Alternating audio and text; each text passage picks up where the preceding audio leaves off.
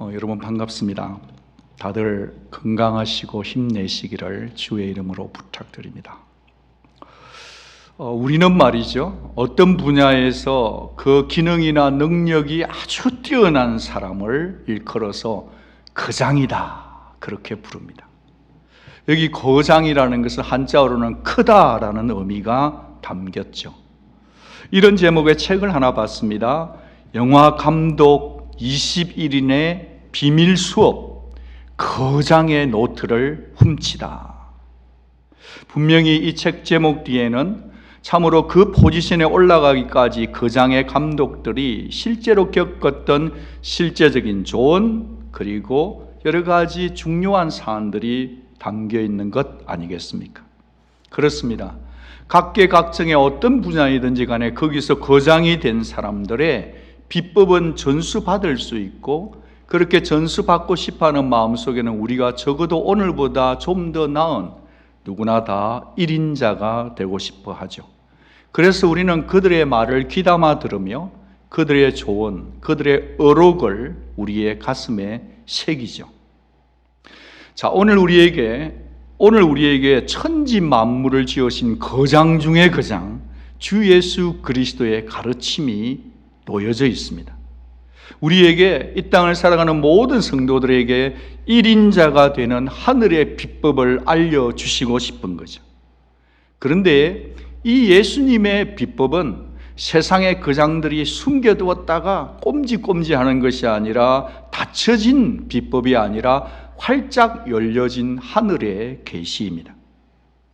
여러분, 아무리 누가 좋은 얘기를 알려준다 할지라도 그것을 내 삶에 접목하느냐 안 하느냐는 결국은 자기의 몫인 것입니다. 자기가 적용해야 된다 이 말인 거죠. 주님을 존중하는 자, 그분의 말씀을 아끼고 사랑하는 자는 그분 말씀대로, 그 비법대로 살아갈 줄 믿습니다. 오늘 본문 속의 제자들은 길을 가다가 한바탕 큰 말싸움을 벌인 듯 합니다. 주님께 귀에 다 들렸다고 봅니다. 그런데 주님은 길 위에서 단 한마디도 말씀치 않으시고 내색도 않으시고 책망도 않으셨죠. 그리고 가버나움의 집에 들어가셨습니다. 가셨다가 주님이 그 감정의 파도를 가라앉힌 다음에 주께서 이 문제를 설명시 거론하십니다. 너희들이 길에서 쟁론이 되었던 이슈가 뭐냐? 그것은 누가 크냐, 누가 엄지손가락이냐 였던 것입니다. 왜 이런 논쟁이 하필 이 시점에 이슈가 되고 있을까요? 저는 지금 하필이라는 단어를 선택했습니다. 왜냐하면 이것은 굉장히 중요하기 때문이에요. 주님이 자신의 죽음에 대해서, 십자가에 대해서, 순환에 대해서 두 번째 말씀하고 계신단 말이에요. 오늘 이 본문이 시작이 그런 시점이었다는 걸 놓쳐서는 안 돼요. 여러분, 여기 말씀을 보면 30절을 같이 한번 읽어보면서 예수님의 인텐션을, 의중을 놓치지 말기를 바랍니다. 같이 읽어요. 그곳을 떠나 갈릴리 가운데로 지날새 예수께서 아무에게도 알리고자 아니하시니 이는 제자들을 가르치신다. 예수님의 지금 관심의 집중은 무리들이 아니라 당신의 제자들에게 특강을 주시는 겁니다. 예수님이 첫 번째 자기의 고난과 죽음을 언급하셨죠. 근데 그때에는 베드로 외에는 다른 제자들은 아무도 반응이 없었어요. 무반응이 시큰둥해 있었습니다. 오직 낯서기를 좋아하는 베드로가 주여 십자가 지시면 안 됩니다 했다가 주님께 항변했다가 주님께 호되게 호통과 꾸중을 들었지 않습니까? 그러니 주님이 두 번 말씀을 하든 무슨 말씀을 하든지 제자들은 그 의미를 묻기를 꺼려하고 있다는 겁니다. 그 말은 그 예수님의 말씀의 특강 속에서 뜻과 의미와 심각성은 싹 빼고 싶은 거죠. 고난, 죽음, 두려운 이런 거는 받아먹고 싶지 않은 거예요. 오로지 자신들의 귀에 매력적으로 들리는 그 말, 이렇게 하면 복 받는다는 말, 그런 말만 받아들이고 있던 제자들의 영적인 수준이었다는 거죠. 마가복음 9장 1절 말씀을 들었을 때 눈이 번쩍 뜨였다고 생각합니다. 여기 서 있는 사람 중에 죽기 전에 하나님의 나라가 권능으로 임하는 것을 볼 자들도 있느니라. 이 말씀을 들었을 때 제자들은 눈이 번쩍 뜨였다고 저는 확신합니다.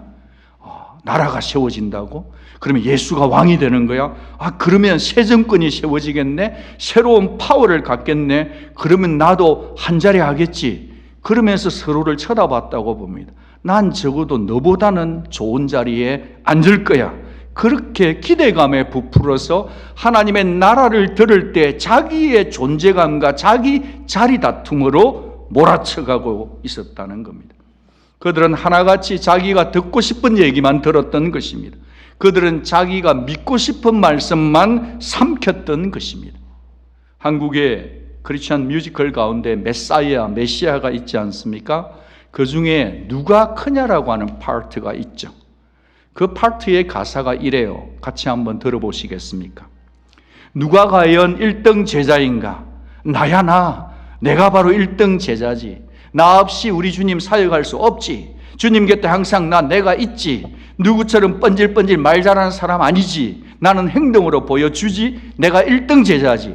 머리가 비면 몸은 고생하지. 나는 주님 사역에 필요한 지식이 있지. 똑똑한 내가 1등 제자지. 목숨 걸고 싸워야지. 용맹이 있어야지. 용감하게 싸우는 나야 나. 내가 그러니까 1등 제자야. 그렇게 뮤지컬로 노래가 진행이 됩니다. 저마다 다 자기 자신의 우월감을 정당화시킵니다. 저마다 자기가 왜 큰 자리, 높은 자리 차지해야 되는지를 논리적으로 펼치고 있는 거죠. 누구는 나이로 미는 거, 네 민증 까봐 몇 살이야? 누구는 활약상으로, 누구는 용감 무쌈함으로. 안드레는 내가 첫 번째 1호 제자잖아. 내가 계층 멤버잖아. 또 누구는 열혈 당원들은 애국심으로 말이죠. 힘으로 당할 자가 없다. 정말 내가 제일이야 그러는 거죠. 가룟 유다는 말하기를 아니 정치가 힘으로만 되는 게 아니고 머리를 써야지. 머리 텅 빈 너희들하고 나하고는 격이 달라. 그렇게 말했습니다. 야고보와 요한은 재력이 좀 있던 제자들이었습니다. 그의 아버지는 상당히 그냥 먹고 사는 어업 수준을 생계형 유지형이 아니라 상당히 배도 많았죠. 나중에 보면 제사장 들어가게 될 때 들어가는 걸 보면 제사장 가문과도 연락되었던 상당히 부와 인맥의 네트워킹이 있었죠. 그러니까 10장에 가서 세 번째 예수님이 순환 얘기를 하는데도 그 어머니는 어떻게 하죠? 예수님, 내 큰아들은 영의정에, 내 작은 아들은 좌의정에, 큰아들은 오른쪽에, 작은 아들은 왼쪽에 앉혀주실 거죠 했기 때문에 정말 제자들의 가슴에 불을 붓고 질투의 불길이 용암처럼 끓게 했던 겁니다. 무슨 얘기했을 때 그런 거죠? 나 십자가에 죽겠다 하는데 주님의 말씀과 상관없이 제자들은 그렇게 했던 것입니다. 도무지 제자들은 깨닫지를 못했더라는 거예요. 예수님이 자기 순환과 십자가에 대해서 몇 번 얘기하신다 하면 한 번도 아니고 두 번도 아니고 세 번씩이나 얘기를 해주는데 제자들은 여전히 하고 있는 게 뭐죠? 누가 크냐? 내 자리가 어디냐? 그 얘기를 하고 있는 것입니다. 그렇다고 해서 우리가 그 제자들이 너무 참 어쩌면 그래?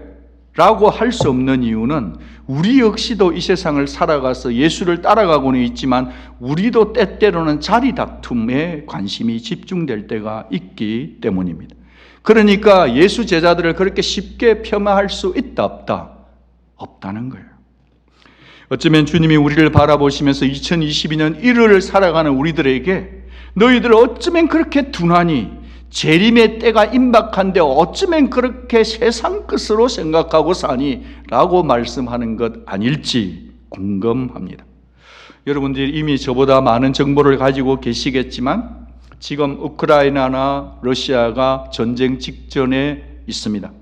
미국 그리고 러시아가 지금 만나고 있는 시점이죠. 그뿐 아니라 여러분 아마 올해 커피값이 많이 오를 테니까 돈 많이 버시기를 바랍니다. 브라질의 그 땅에 말이죠. 한쪽은 폭우로 쏟아져 가지고 40만 명이 수재민이 되었습니다. 여러분 놀라지도 않는데 40만 명이면 우리 샌안토니 인구 150만의 3분의 1입니다. 다 물속에 잠겨 있는 것입니다. 또 하나는 똑같은 브라질인데 한쪽은 폭우로 난리가 치냐면 또 한쪽은 폭염으로 너무 더워서 콩들이 바짝바짝 타들어가서 다 죽었습니다. 특별히 커피, 그 원두가 다 말라 죽고 있습니다. 커피값은 적어도 2배 이상 뛰게 되어 있는 거죠. 우리는 커피값을 걱정하며 살 자들이 아니라 세상의 첫째의 전쟁들과 어려움이 있다는 것을 정신을 바짝 차리고 기억해야 하는 것 아닐까요? 한 방 더 미긴다면 태평양의 통가섬에 해저 해일이 터졌습니다. 핵폭탄의 수십 배의 폭발력이었습니다. 얼마나 멀리 갔는지 페루가 수만 마일 떨어져 있는데 페루도 영향을 받아서 몇 명이 죽었는가 하면 우리 미국은 상관없느냐? 상관이 있습니다. 캘리포니아의 모든 항구들이 지금 셧다운되어 있습니다. 알래스카까지 영향력 속에 들어와 있습니다. 일본도 쓰나미의 영향력이 있고 일본은 파도가 1.5m가 치고 올라가기 때문에 항구들이 지금 난리인 것입니다.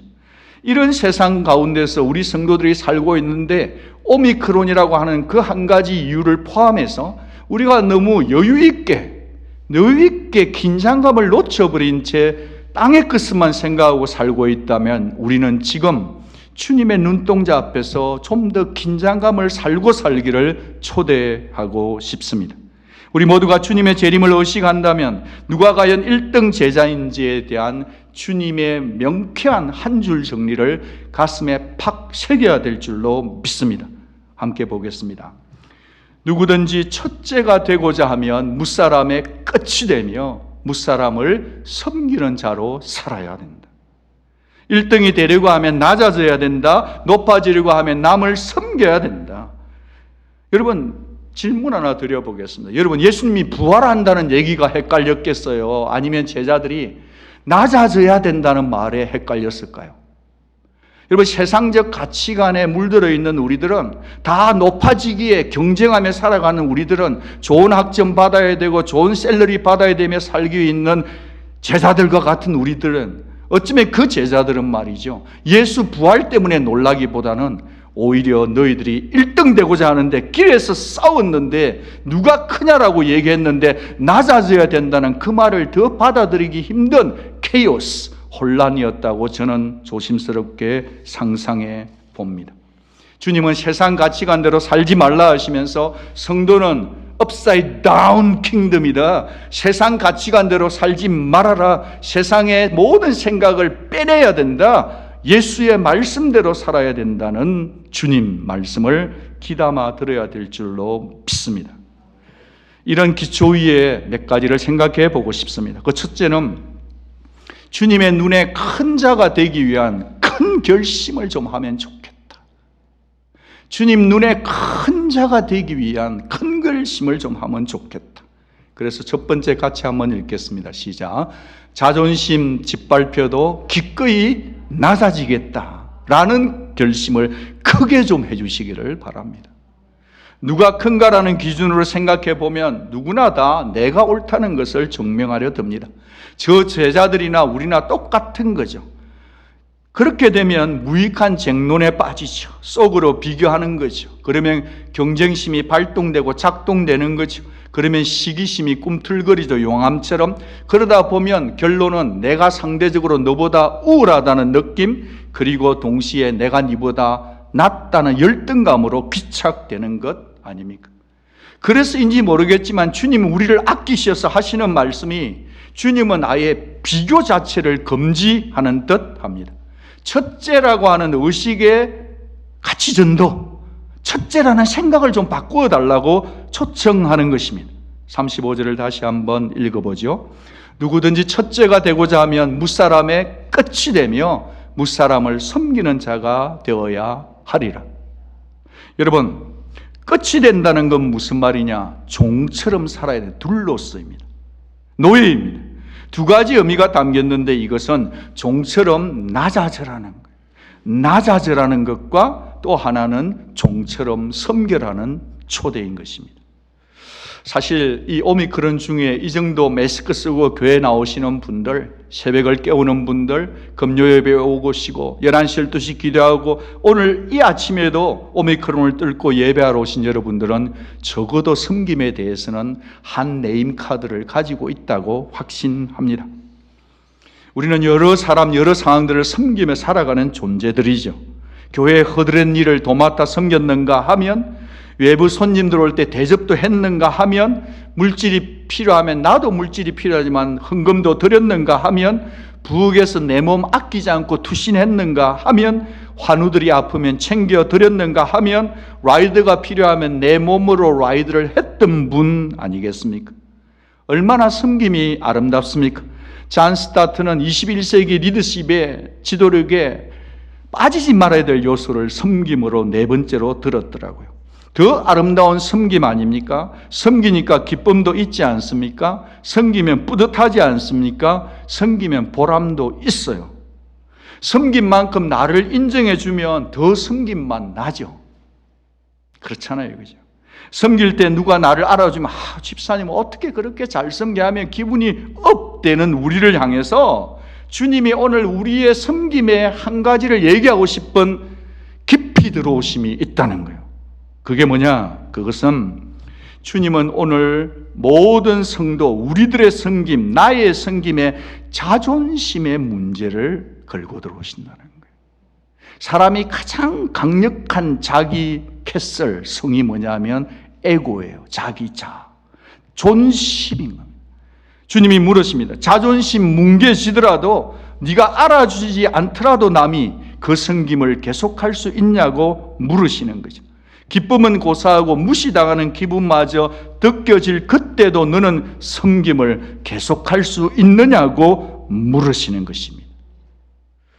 저는 이 본문을 묵상하면서 누가복음 14장에 주님의 잔치집 비유가 떠올랐습니다. 잔치집에 초대를 받거들랑 너희들은 말석에 앉아라. 그러면 주인이 그 사람을 상석으로 올려주리라. 여러분, 말석이 어디죠? 끝자리가 어딘 거죠? 주인과 소셜리 디스턴스가 가장 먼 자리입니다. 그리고 아무도 그쪽을 바라보지 않는, 이목이 집중되지 않는 자리 아닙니까? 어쩌면 그 자리는 그 구석에 앉아 그 좀 일어나서 물 좀 떠오지 그래, 이렇게 말을 들을 수 있는 서빙을 해야 되는 초대받은 사람일 수도 있다는 거죠. 만약 여러분이 초대를 받았는데 이런 대접 받으신다면 어떤 기분이 들겠습니까? 아니, 저 사람 나를 초대해놓고 날 무시하는 거야, 뭐야? 아니, 또 종처럼 뭔가 심부름을 시키면, 그래, 내가 그럴 줄 알았어 부르더니만 결국은 설거지 시키려고 불렀구만. 내가 뭐 이런 것 하는 사람으로 보이는 거야, 나를 왜 짓밟아, 나도 꽤 괜찮거든 하는 마음이 있을 수 있다는 거죠. 우리 웬만큼 겸손한 줄 알았는데요, 이런 상황 속에 테이블에 앉으면 우리는 나도 모르게 에고라고 하는 교만이 툭 불거져 나오는 존재들이죠. 여러분, 우리가 이 에고가 짓밟히지 않고 존심이 상하지 않을 만큼은 우리는 얼마든지 이 정도 살면, 이 정도 포지션이면 얼마든지 우리는 섬길 수가 있죠. 그런데 주님은 진정한 섬김은 그런 여유 있게 할 수 있는 만큼만 섬길 때를 요청하는 것이 아니라 주님이 진짜 주목하는 섬김의 깊이가 있다는 거예요. 그것은 우리의 에고의 센트릭, 에고가 짓밟힐 때에도 우리는 낮아진 마음으로 주님을 섬길 수 있는 겸손한 낮아짐, 거기까지 주님이 초대하는 줄로 믿습니다. 여러분, 그렇게 되면 목사님, 알았어요, 그냥 내 아예 자존심 다 비울게요, 뭐 다른 사람이 나보다 낫죠, 뭐 나 요즘 그래요, 인정한다고요, 뭐 나 안 주면 될 거 아니에요 끝에. 그러면 마음이 편해지겠죠. 아무도 탐내지도 않고 뭐 오케이, 뭐 할 만큼 해봐야 나 그래요 라고 생각하면 안 됩니다. 체념적 겸손으로 모두를 가면 안 된다는 거예요. 체념하고 스스로 낮아지는 겸손으로 가게 되면 그 겸손에는 항상 선한 겸손이 되지 않아요. 그럼 우리가 어떻게 하라는 겁니까? 그것은 주님의 약속을 의지하고 내가 나 자신에게 스스로 얘기해서, 나요, 주님을 생각하고 주의 약속을 붙들고 내가 끝자리로 가겠다는 결단이 있기를 주의 이름으로 축복합니다. 여러분, 아멘이 여러분이 하시면 여러분 영혼이 듣습니다. 여러분이 아멘 하시면요, 하나님이 들으세요. 여러분이 아멘 하시면 사탄이 듣는 거예요. 여러분이 아멘 하시면 세상이 여러분을 듣는 거예요. 사랑하는 여러분, 그냥 끝까지 그렇게 낮아지기만 하면은 나의 포지션, 내 존심은 어떻게 되냐고 억울하십니까? 근데 우리는 나의 억울함을 달래는 존재들이 아니라 내가 끝자리에 그렇게 앉았더니 어떤 일이 났는가? 주인이 낮은 자리에 앉아있는 나를 올려주셔서 주인의 옆자리에 앉혀주신다는 겁니다. 이것은 마지막 날에 우리 주님께서 우리가 하늘나라 갔을 때, 이 세상에 살았을 때 낮아져 사는 자를 향하신 주님의 보상, 주님의 어워드, 주님의 리워드인 줄로 믿습니다. 우리는 땅에 살지만 하늘 위의 끝을 보고 살아가는 존재들 아닙니까? 그런데 말이죠, 우리가 여전히 내 자존심이 펄떡펄떡 살아있을 때는 쉽지 않은 거죠. 말씀대로 살아야만, 주님을 본받아야만 우리는 우리 자존심을 넘어서 낮은 곳으로 섬길 수 있는 줄로 믿습니다. 예를 들어서 대기업의 CEO 분에게 그 회사 밑바닥에 가서 빡빡 기어라, 막노동해라 하면은 말이 되겠습니까? 한 가지 가능할 수는 있어요. 예를 들어서 한국에서 좋아하는 일일 몰래카메라, 그 몰래카메라 프로그램이라고 생각한다면 하루 정도는 할 수 있겠지만 쉽지 않은 일이에요. 그런데 저와 여러분이 믿는 주 예수님은, 우주의 주인이신 주님은 하늘 보좌 버리고 그 영광스러운 자리 내려놓고 이 땅에 오신 줄로 믿습니다. 창조주신데 피조물이 되신 줄로 믿습니다. 온갖 고난과 멸시, 마침내 십자가를 지신 것입니다. 여러분, 사복음서를 잘 읽다가 보면 사복음서 초반부에는 역사와 기적과 표적들이 엄청 많이 일어나요. 예수님의 사역만 하면 상한가, 스탁이 계속 상한가예요. 계속 막 올라요. 그런데 이게 마지막으로 가면 갈수록 기적과 표적이 많이 나타나지 않아요. 마지막으로 갈수록 기적과 표적이 나타나지 않고 십자가로 가시는데 우리 주님은 자기를 알아주지 않는다고 그 십자가를 포기치 않았다는 거예요. 성도는 예수를 따라가는 길인데, 성도는 신앙생활에 이르기 오래되고 10년 되고 20년, 30년 되면 되어갈수록 예수를 닮아서 내가 박수받지 않아도 끝까지 십자가의 길을 따라가는 자가 예수 닮아가는 자인 줄 믿습니다. 여러분, 그런데 그 낮아짐의 절정의 자리, 십자가에서 사랑이 핵폭발되는 거 아닙니까? 바로 그 자리가 지극히 낮아지신, 자원에서 낮아지신 그 자리 속에서 저와 여러분이 예수를 믿어 죄로부터, 죽음으로부터, 사탄으로부터 구원받은 줄 믿습니다. 그런 거로 낮아지는 것은 무력한 것이 아니에요. 낮아지는 것은 힘이 없어서 낮아지는 게 아니라는 거예요.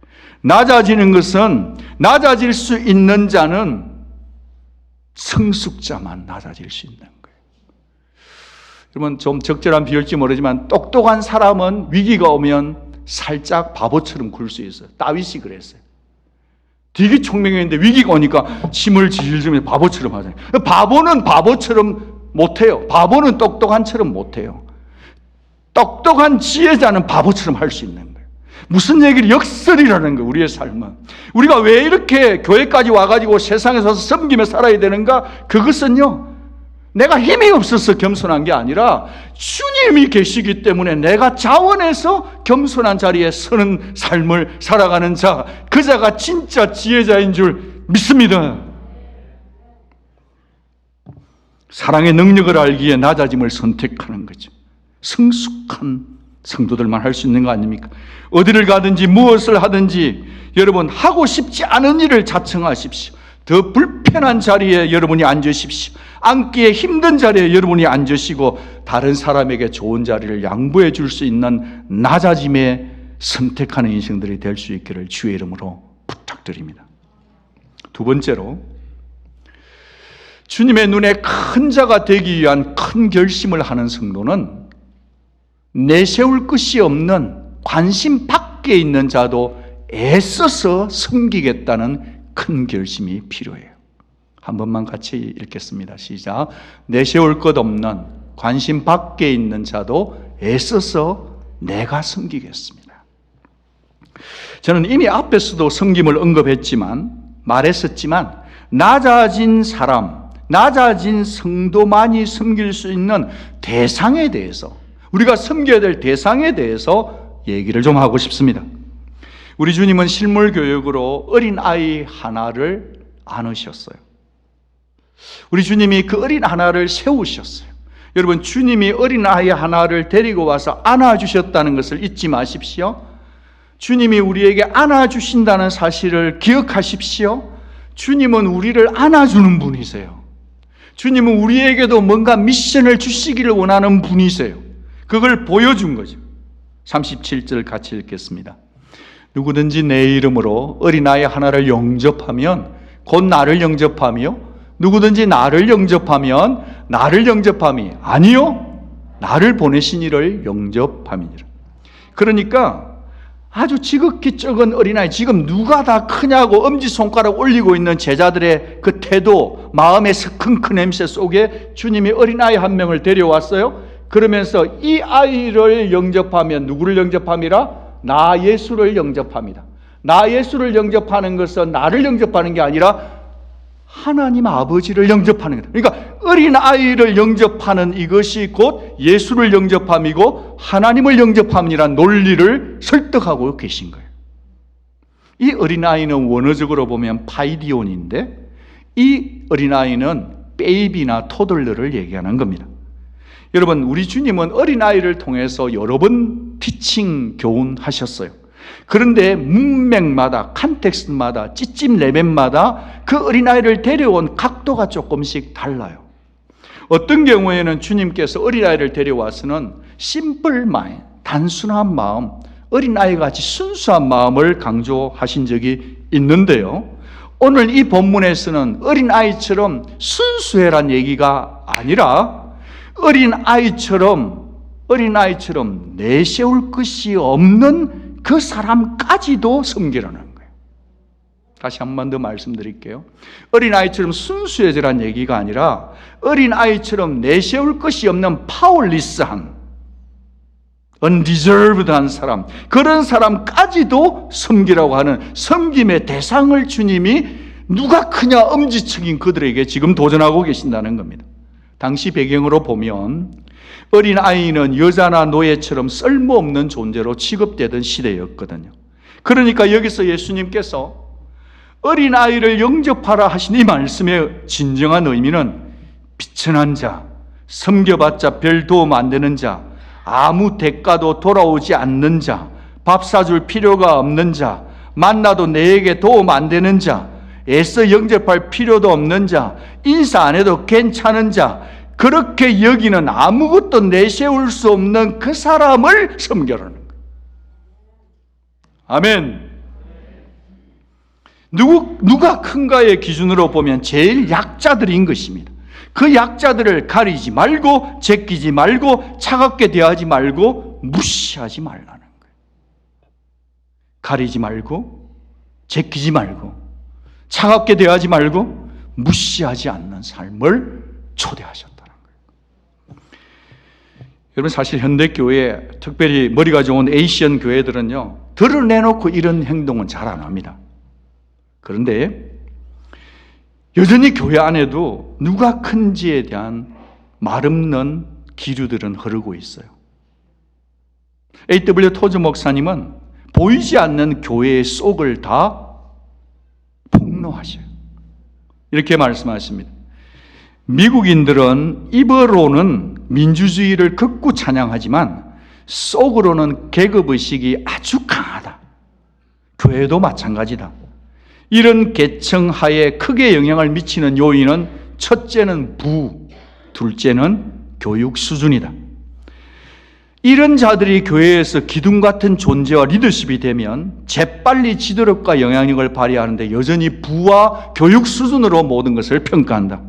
지금 이분이 교회 내를 문제 삼고 있는 게 뭔지 아십니까? 그것은 교회 안에 부위와 교육 수준이라는 걸 가지고 나는 저 사람과 다르다고 차별의 벽을 만들어내는 그것을 경고하고 있는 것입니다.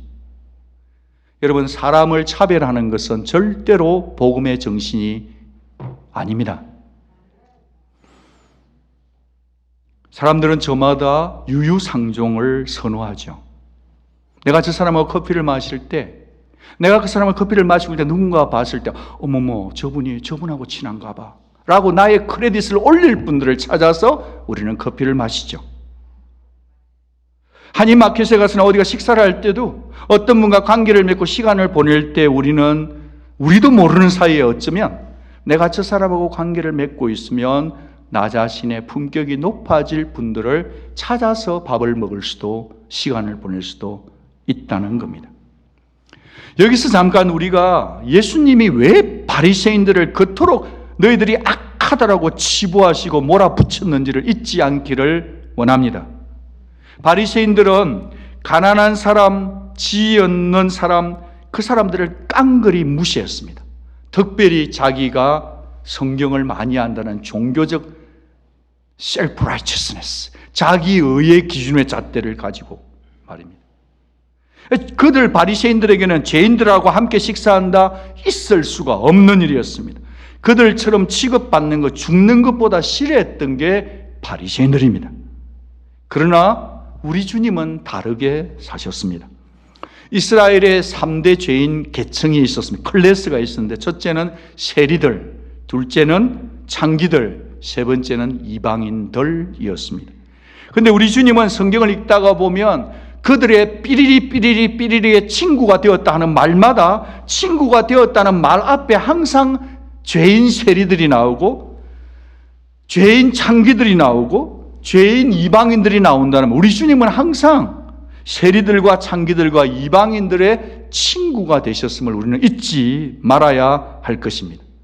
주님은 그 누구보다 그들과 함께 시간 보내시기를 기뻐하셨어요. 사람이 시간을 보내려면 마음이 먼저 열려야 합니다. 주님은 그들을 마음을 활짝 열고 그 죄인들을 환대했다는 거예요. 남들이 뭐라고 하든 남들이 뭐라고 평가하든 어떤 판단을 받든 아랑곳하지 않으시고 주님은 언제나 세상 바리새인들이, 세상 사람들이 나하고 같이 놀 사람 아니야, 저들은 죄인이야 라고 평가절하했던 사람의 친구였음을 꼭 기억해 주시기를 바랍니다.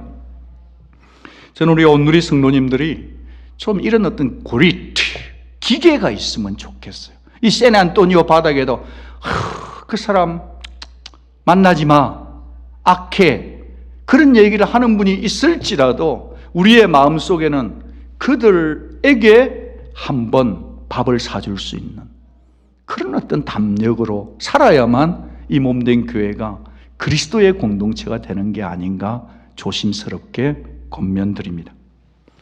여러분, 우리가 살고 있는 시대의 공기 요즘 어떻습니까? 혹시 우리가 살고 있는 이 시대가 섬김을 가치롭게 value, virtue라고 보기보다는 성공이 그냥 왕노릇하면서 살아가는 시대가 아닙니까? 그러다 보니 우리의 가치도 전도되어서 뒤집어지는 거 아닙니까? 성공하기 위해서라면, 돈이 되는 직업이라면 나도 그리 살고 우리 자식들에게도 이렇게 교육하고 계시는 것은 혹시 아닐까요? 그저 안정된 쪽으로 선택해라. 돈은 되니? 거기를 붙잡아라. 만약에 우리도 계속해서 이렇게만 우리 자녀들에게 크리스천 에듀케이션을 하고 있으면서 살고 있다면 우리는 한번 호흡을 딥브리딩 할 필요가 있다는 거죠.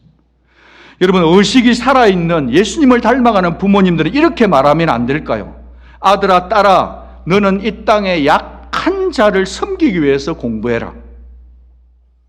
내 주변에 힘든 친구들이 보이면 지금부터 섬겨라. 나중에 네가 잘 되어서 돈 벌었을 때 6디짓 받았을 때 섬기라고 말할 게 아니라 지금부터 학교에서나 어디서나 섬기면서 네 공부를 계속해라고 말하면 안 될까요? 그래야만 주님이 너를 쏙 눈에 들어간다고 말해주면 안 될까요? 제가 원고에 없는 얘기를 좀 하겠습니다. 우리 교회에 벤저민이라고 하는 젊은이가 있었습니다. 그 친구는 지금 휴스턴 쪽에서 메디칼 공부를 합니다.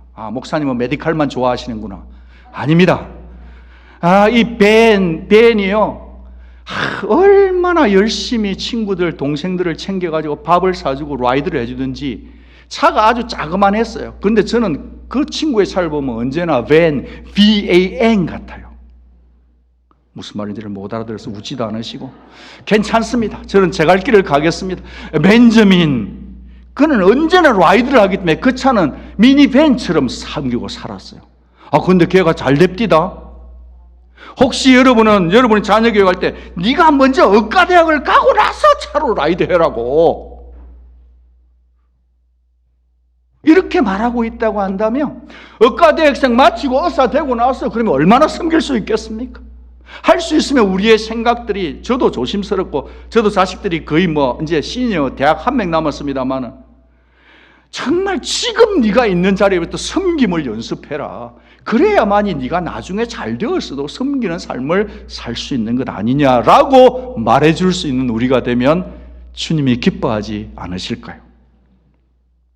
세상은 여전히 더 많이 쌓은 자, 더 높이 쌓은 자에게만 주목하죠. 그건 세상이니까 그렇게 해야 되겠죠. 그런데 우리는 우리 주님의 눈에 누가 가장 큰가를 생각하며 살아가는 존재들 아닙니까? 여러분은 그 정답이 무엇입니까? 주님의 눈에 큰 자는 누굴까요?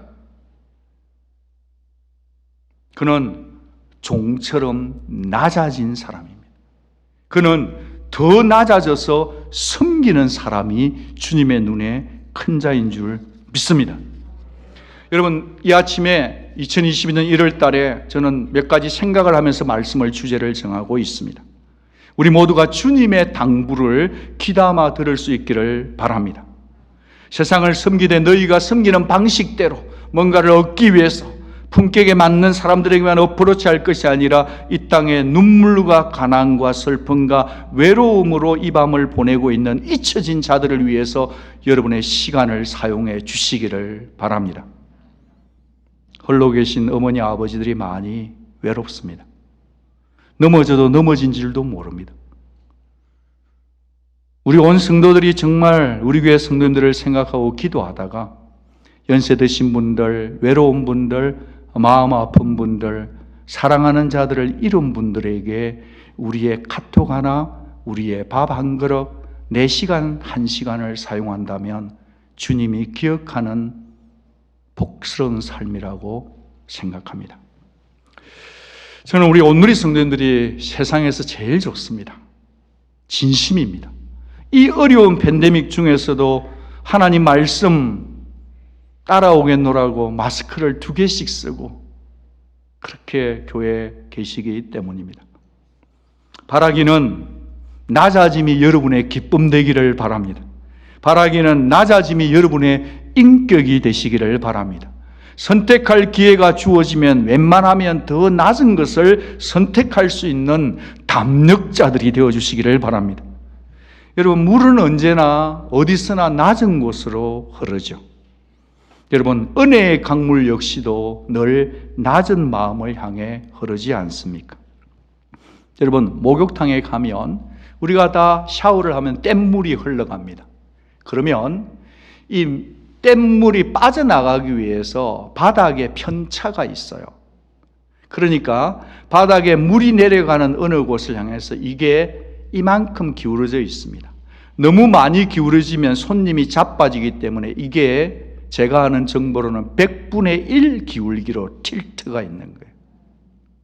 이 100분의 1 때문에 모든 씻은 뗏물들이 다 이쪽으로 흘러가게 되는 거예요. 저는 오늘 여러분이 말씀의 은혜를 받아서 갑자기 그냥 헷가닥 바뀌어가지고 막 사람이 막 100도 바뀌어지기를 요청하는 게 아닙니다. 여러분의 마음이 지금 이 시간에 말씀을 그 어떤 도전과 은혜를 받아서 여러분 마음이 정말 100분의 1만 기울어주면 하나님께서 여러분의 삶을 통해 하나님의 역사와 잃어버린 자가 돌아오는 예수를 믿게 되는 그 어떤 변화, 편차 100분의 1의 사람들이 되어줄 수 있기를 주의 이름으로 도전하고 싶습니다. 여러분, 예수님께 가장 가까이 있는 자가 누군가요? 그거는 가장 낮아진 자입니다.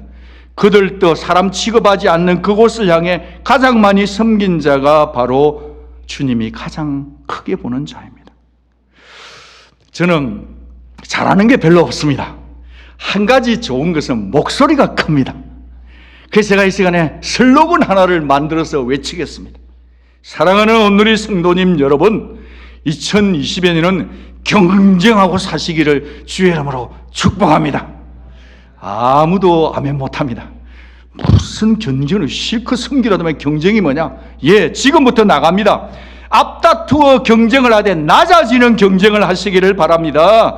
경쟁을 하되 앞다투어서 섬기는 경쟁을 하시기를 바랍니다. 경쟁을 하되 앞다투어서 종이 되는 선한 경쟁을 하는 온누리 성도들이 다 될 수 있기를 주의 이름으로 축복합니다. 여러분, 세상의 모든 교육계나 모든 회사에는 HR 디파트먼트가 있습니다. 휴먼 리소스에서 다 인사고과를 합니다. 여러분, 무시무시한 얘기를 하나 해드리고 싶어요. 여러분, 교회는 사랑이 많으니까 하나님 나라에는 HR 디파트먼트가 없다고 생각하면 오해입니다. 하나님 나라에 인사위원회가 있어요. 그 인사위원회에서 모든 성도들의 삶을 다 인사고과 평가를 하고 있어요. 그 절대적 기준은 주 예수 그리스도, 낮아지렴, 섬기렴, 어린아이와 같이 힘없는 자들을 섬겨주렴. 여러분이 그렇게 살 때마다 하나님 나라 인사고과의 리코드가 남는 줄 믿습니다. 우리 모두에게는 아직도 섬기기보다는 섬김 받고자 하는 DNA가 더 강하죠. 한계가 있죠. 부족함이 있죠. 오미크론 때문에 얼마나 힘든 줄 우리가 알죠. 그러니까 말이죠. 이 아침에 우리 모두는 다 말씀을 따라 살기로 결단하는 큰 결심의 온누리 성도들이 다 되어주시기를 주의 이름으로 축복합니다. 예, 물론 우리의 힘과 결심으로만 안 되겠지만 성령 안에서, 말씀 안에서 순종하는 마음으로 하늘 약속 예수의 말씀을 붙드시기를 바랍니다. 약한 자를 영접하여 섬기면 나도 너를 영접하여 안아주리라. 네가 말쓰게 앉으면 사람은 몰라도 내가 너를 보아서 너를 내 옆자리에 앉혀주마. 너는 결코 상을 잊지 않으리라. 온 우주의 거장 중에 거장이신 마스터, 그분께서 내가 알아주고 내가 기억하겠다 하시는데 무엇을 더 따라서 살려 하십니까? 사랑하는 여러분, 더 낮아지면 주님이 그곳에 계십니다. 더 섬기면, 섬기는 그 자리에 가보면 주님이 계십니다. 사람들의 눈이 아닌 하나님의 눈에 크게 보이는 삶을 살겠다는 이 큰 결심이 성령 안에서, 기도 안에서 여러분의 삶의 모토가 되는 2022년 평생이 되시기를 주의 이름으로 부탁드립니다. 기도하겠습니다.